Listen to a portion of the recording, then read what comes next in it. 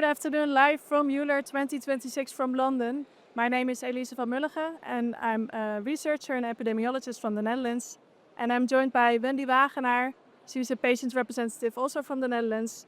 And our special guest today is Euler President Xenofon Baraliakos. Welcome. I'm so happy that you're able to join us now.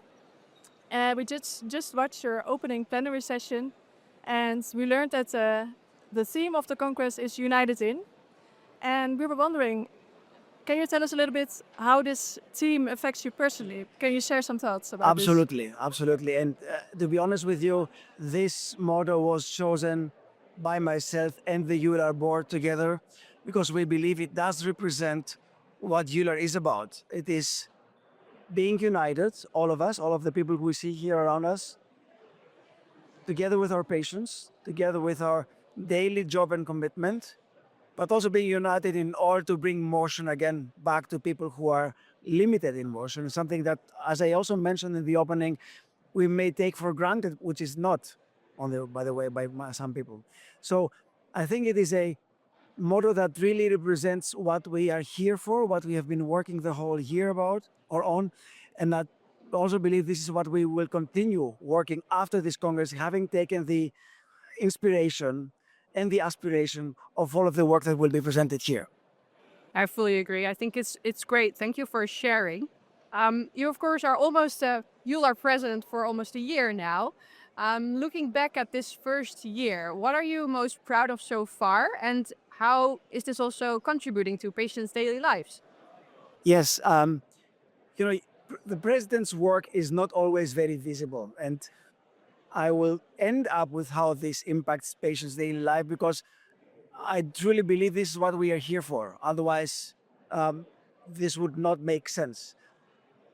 Because you ask what I'm proud of and about is that starting with the work behind the scenes, I'm pretty proud and happy about the work that is being done in the Euler office and by the Euler board.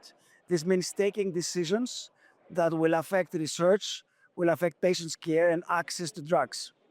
So what we have done or focused, and what I personally also have focused pretty much in the last year beyond the other aspects that I mentioned is also the collaboration with the societies that we have. Mainly the national societies, the scientific societies, PARE and HPR. I believe that although again this is not directly visible, we have enhanced the collaboration and the spirit of collaboration even more than what it was before. It will continue growing for sure, but I do see regular meetings, I see exchanges, I see very friendly environment, and this should end up with indeed the patient being the recipient of this effort. So I am proud about really having contributed to this really nice environment we've created, which again will create also the results for the patients to really have access to everything we're offering. That's great. Yeah, it's amazing. And maybe another question about your role as being Euler president now. What do you think are the key priorities this year, and how can we see those priorities back in the Congress? Yes, I think that is where also success can be measured overall, as we always say, because it's nice to have nice theory, but you really have to have it being brought to the people, being brought on the road, as we nicely say.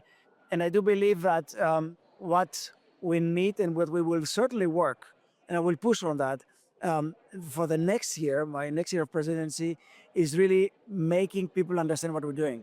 This means we do want the measurement. We want to measure what we've done to see where the gaps may be also for the next president who will come after us, or after me and after us thereafter.